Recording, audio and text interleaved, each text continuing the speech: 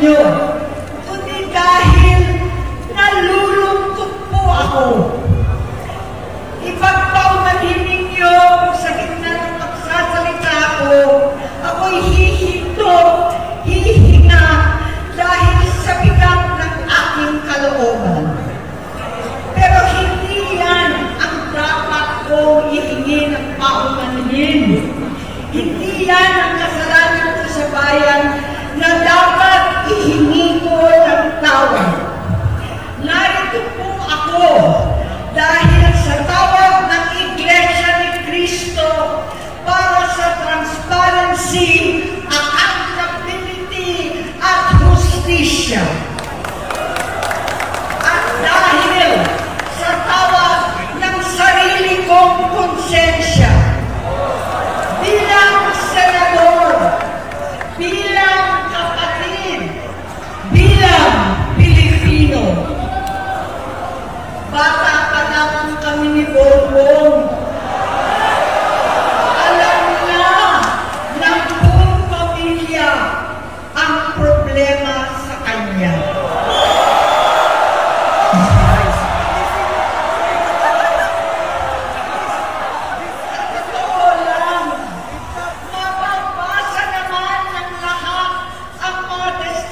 Ng aking ama patungkol sa kanyang ugali at gawain. Noon, dahil may tatay pa kami, hindi ko pa siya responsibilidad. Noong tumatanda, ay mas naging nakakabahala. Batid ko na nagdadrag siya.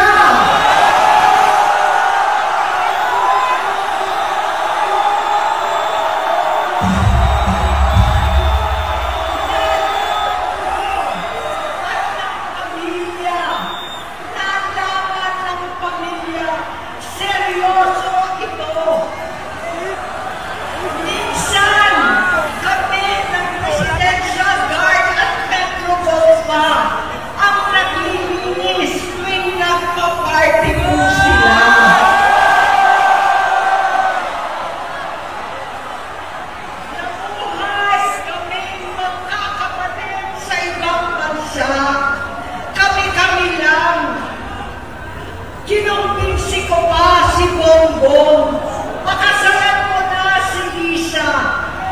Naisip ko noon, kapag nag-asawa siya, malalagay na sa tahimik at magkakaroon ng direksyon. Ang laki ng pagkakamali ko.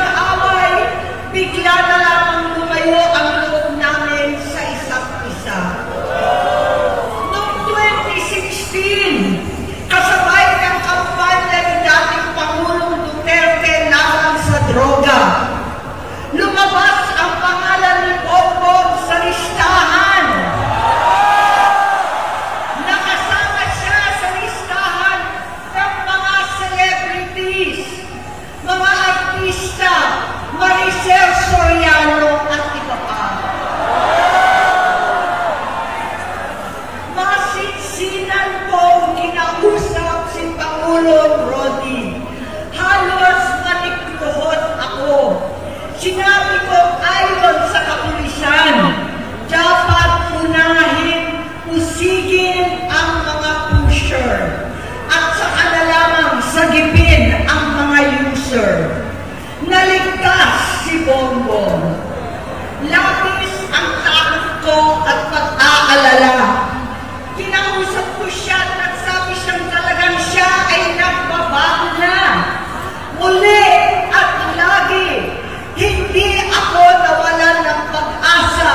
Ako'y naniwala ulit. Mula noon ang natatanggap ko na lang na balita tungkol sa kapatid ko ay regular na pagpapadoktor. Kaya kumalma naman ako. Inisip ko, totoo, dahil na-opera na ang tuhod niya sa gout. Siguro, totoo na ito. Hanggang nito, nalaman ko na tuloy ang paggamit niya sa mga party na garapalan ng hahain ng droga.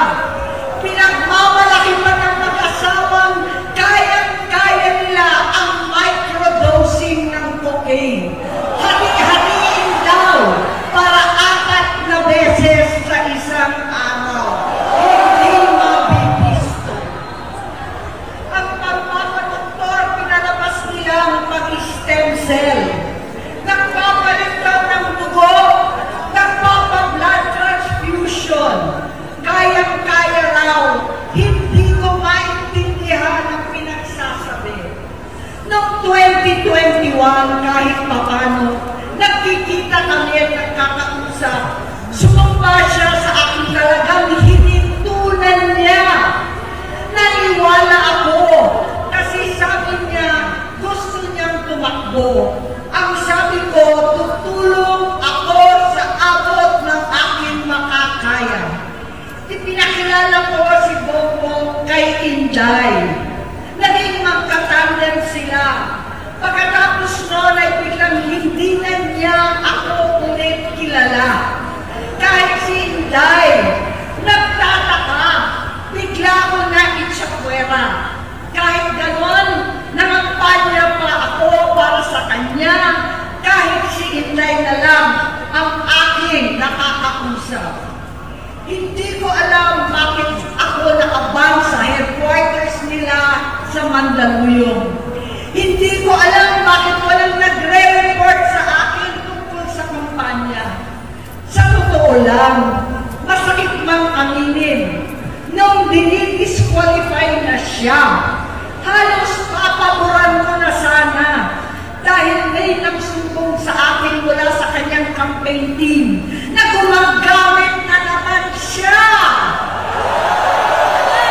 Nung sinabihan ko, siya at mga taong nasa paligid niya, nagkaisa silang tuluyan akong alisin sa kampanya na ako naman ang bumuo.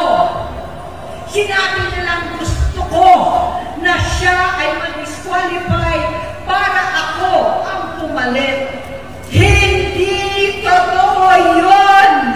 Iniisip ko ang kalagayan ng aking kapatid at paano siya magsisilbi kung ganyan ang kalagayan niya. Pero pinaparating sa akin na hindi siya lulong at minsan na lamang tuwing nagpa-party. Hindi ko maipaliwanag bakit gusto ko maniwala at hindi mawalan ng pag-asa. Noong nanalo siya, naging pinakamalayo na kami sa isa't isa.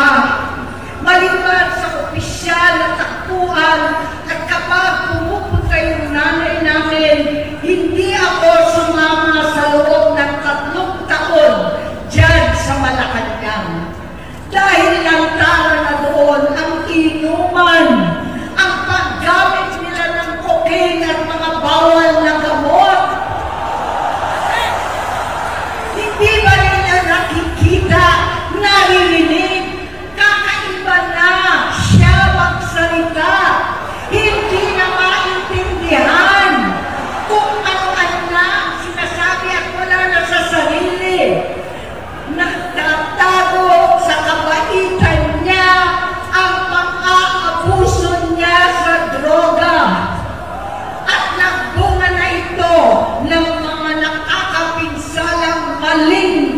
desisyon.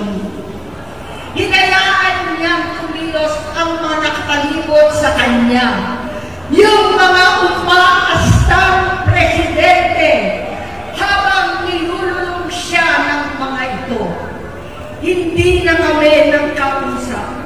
Sa harap ng publiko, pinipilit kong magmukha kaming maayos. Pero wala na kaming koneksyon. Hindi ko hinihiling na maunawaan ninyo ako, lahat kayo. Sa palagay ko, ang makakaunawa lamang sa akin ay ang mga pamilya may pinagdaanan sa adiksyon, sa inom, sa sugal, sa alak, sa bisyo, higit sa lahat, sa droga. Pag hindi ko siya nakakasama, buong aking loob na ipasok sa institusyon, ipagamot, iparihab ko na yan. Pero tuwing maghaharap kami noon, hindi kaya ng aking kalooban na gawin yon. Tuwing magsasabi siya sa akin na magbabago na siya, hindi ko siya kayang tiisin. Hindi ko kayang ipagkait sa kanyang pagkakataon at pagbabakasakali, umaasa ako at laging nananalangin na sana, oo nga, nagbago na siya. Hanggang dumating ang 2024 at 2025, yung bisyo niya na ang dahilan ng pagbahak ng korupsyon, kawalang direksyon, at maling-maling mga desisyon. Walang accountability, wala na ang hustisya. Hindi na niya alam ang nangyayari. Hindi na pinapaalam sa kanya ang mga pangyayari. Sinamantala ng mga ito ang paggamit niya ng droga.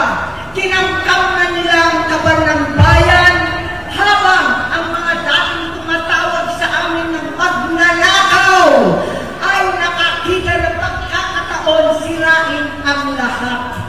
Nagagamit na nila si Bongbong para sirain si Inday. Itinutulak pa nila si Bongbong at ang bayan sa bangin para umastang tagapagligtas. Mula sa pagtraidor at pagpapahamak kay VP Inday, sa confidential funds na tutuusin ang galing naman sa opisina ng Pangulo, hanggang sa pagpadukot sa dating Pangulong Duterte para itapon na lamang sa ibang bansa.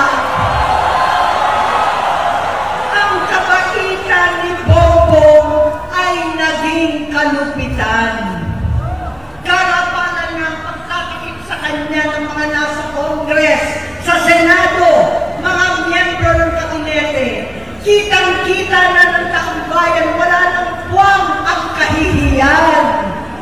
Para bang nauulit ang bangungot ng kasaysayang dinanas namin noon.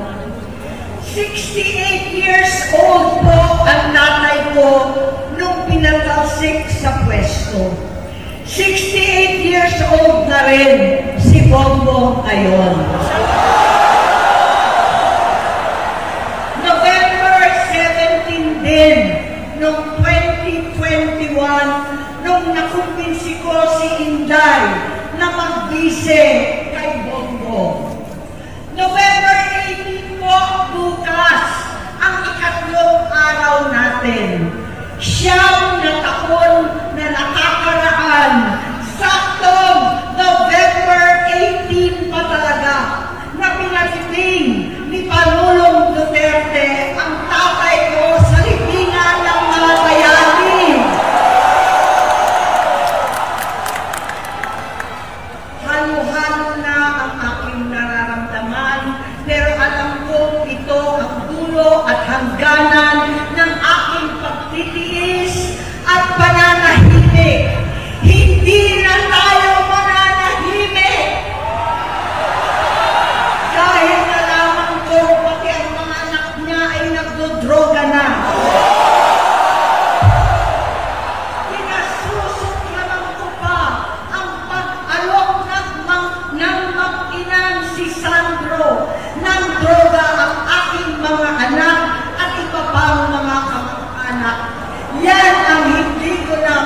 papalampas. Sa loob ng halos 4 na dekada, wala akong ibang pinangarap kundi maipakita sa sambayanan na hindi kami masamang tao. Hindi masama ang pamilya Marcos. Gusto kong ibangon ang dangal ng aking ama sa pamamagitan ng nagpagtatrabaho para sa bayan. Sinikap kong maging mabuting gobernador, tinakawan, senador. Hindi ako halos nagpapahinga para makapag-iwan sana ng legasiya na kapag sinabing Marcos, nabawi na namin ang tingin sa nakaraan. Ngunit sa kagustuhan kong maging responsableng anak, matupad ang pangako ko sa aking ama, nabigo akong maging mabuting kapatid. Naging mahina ako kay Bongbong. Sa kapulisan at sundalo, sa lahat ng mga leader at tagapagpatupad ng batas, siya ang Pangulo natin ngayon. Sinabi ko kung anong kalagayan niya ngayon. Tulungan niyo ako mapabuti ang kanyang kalagayan. Tulungan niyo ako matulungan siya. Hindi niya ako kalaban. Ang kalaban niya ay ang sarili niya. At nadadamay ang bansa sa laban na yan. Bilang senador at lingkod bayan, batid ko ang mga problema at gaya ng bayan, alam ko rin ano ang solusyon. Sa pagkakawatak-watak, patuloy na pamumulitika, pagnanasa sa kapangyarihan ng mga talunan naman, kaguluhan sa Mindanao, alanganing gyera sa China at Estados Unidos, kawalang pananagutan sa flood control scam, karapalang kahiman, panggigipit sa hindi kaalyado, pagkakanulo sa kapwa Pilipino, pagdakip sa dating Pangulong matandang may sakit upang ihagis lamang sa bansang dayuhan, pagsadsad ng piso, paglaganap ng gutom, paghihingalo ng ekonomiya, at pagsasawalang bahala sa taong bayan. Ang delubyo at kalamidad na nagdudulot ng parusa, ang korupsyon na nauwi sa kawalan ng tiwala at hustisya sa Pilipinas, sa kanyang pamahalaan, lahat ng yan ay masusolusyonan kung ikaw, aking kapatid, magsaayos ng iyong sariling kalusugan.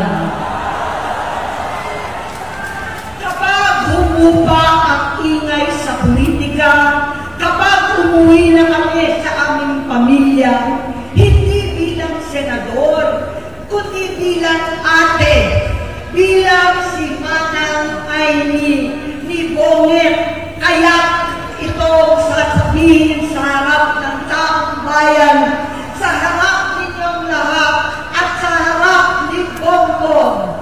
Bonget, magtatatlong taon na tayong hindi nakakausap. 3 taon ko nang sinusubukan muli na ako'y pakinggan. Siguro ngayon ay makakarating ng buo ang gusto kong sabihin. Walang mababawasan, hindi madadagdagan. Bongbong, nag-aalala sa iyo si Manang.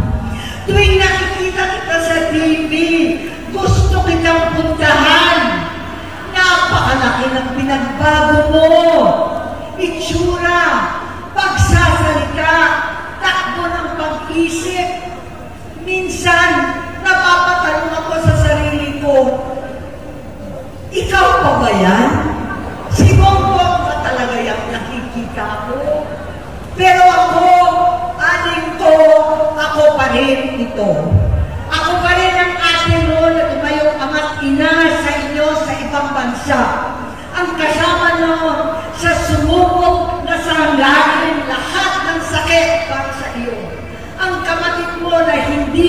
kailangan hingan ng tawad dahil agad ka nang iniintindi at tatanggapin dahil mahal kita. Nasa Bagong Tipan, kay Lucas, Kapitulo 17, versikulo 3 hanggang 4. Kung magkasala ang iyong kapatid, sawayin mo siya. At kung siya'y magsisi, patawarin mo siya.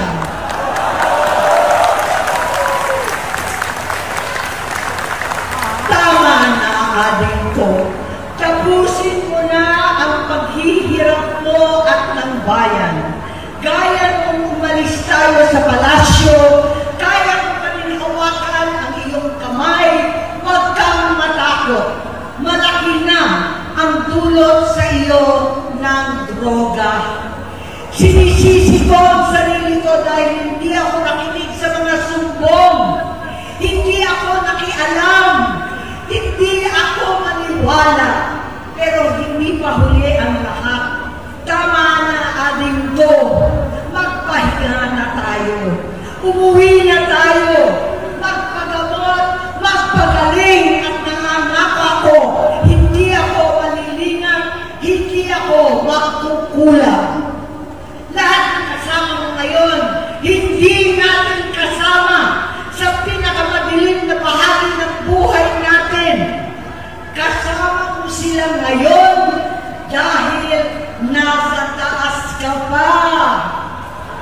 Ako at ang ating mga tunay na kapatid dito sa Luneta ang kasama mo kahit magdilim ulit ang lahat.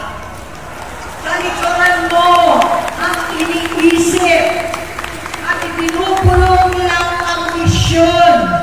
Unahin na natin ang kalusugan mo dahil sa adiksyon na bigyan mo ng malubhang karamdaman ang buong bansang Pilipino.